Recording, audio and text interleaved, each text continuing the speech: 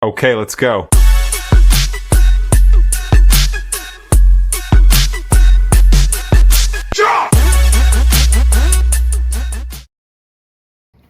YouTube, what up? Doug from Dude Schit. Dude Schit South here, out at the Annex. So, I know it's been a while since I posted, but here's what I've been working on last couple days. All right, a lot of people on the forums asking about portable options for their Traegers. In particular, the Traeger Tailgater, which I'm picking up this weekend from the marketplace. And I wanted to make a power pack that would support it. So most Traegers, all according to the website anyway, all have the same basic power requirements. But I want to be able to take my Traeger Ranger, I think I said Tailgater before, but I'm getting the Ranger.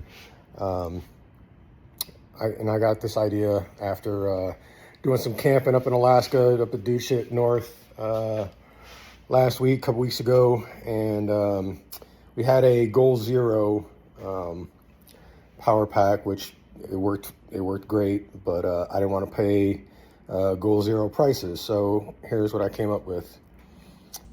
All right, so I had all this stuff laying around, except for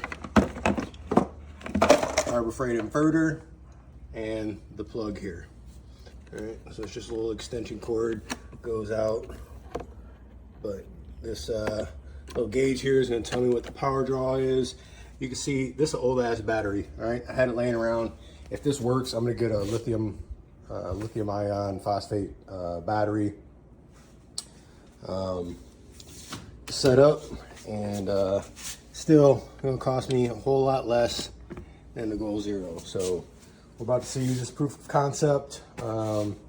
Eventually I'm going to make this. If this works, I'm going to I'll get the lithium ion battery, and then I'm going to make a bigger version in this. So stay tuned for that video. But we're going to fire up this Traeger, or at least we're going to try to, and see what happens. So power to the inverter's on. See there. Let's see. I don't know what all these modes are. I've never used this before. But right now we're getting 113.7 volts, which should be enough to fire up the Traeger. So I'm not gonna let it run long. I'm just gonna get it up to temp and see what happens, and go from there. So let's see. All right, right now that's what it's drawn, 2 amps. Doesn't seem like much. Oh, there we go. 218 watts is what it's drawn. Inverter's good for 400. This should, once it gets to temp, after it gets fired up, should drop down to about 30 to 40 from what I've been saying, what I've been reading. And I just don't know if this little girl's got enough power in her, but we're gonna find out, and we'll go from there. I'll get back to you after she gets up to temp. We'll see where we're at. All right, here we are. The Traeger is running. It's fired up, and just dumped it up to 225 right now. That's what we're pulling now. 37, less than 40 volt, or less than 40 watts. It's been going back and forth between 28 to 38, right around in there. But as you can see, what temperature we at? Up to 212. So I got it set on 225.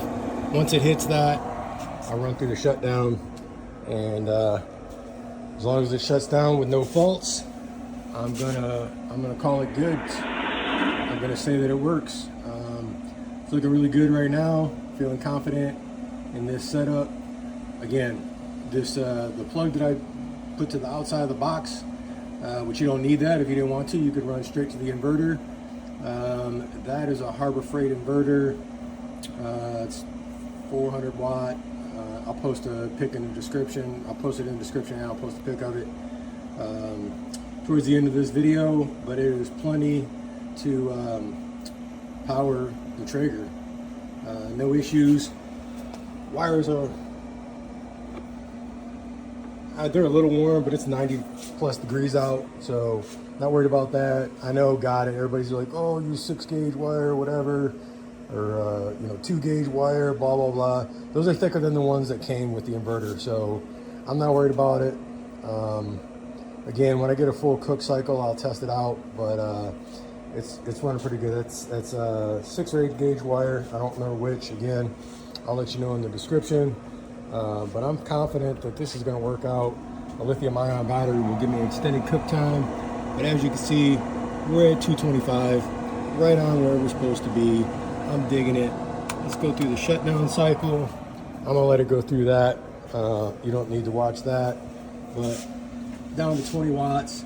This little battery still got some life in her. I charged it up fresh. Left it on a trickle charge all night. But it's just been sitting in my garage for 3, 4, 5 years. I don't even know. It's been there forever. So yeah, it's a doable thing. Cheap little. I got that inverter was on sale for 44 bucks with a coupon. I think it's regular 54. Don't hesitate to make something like this. This is a trolling box. You can pick these up for like 70 bucks.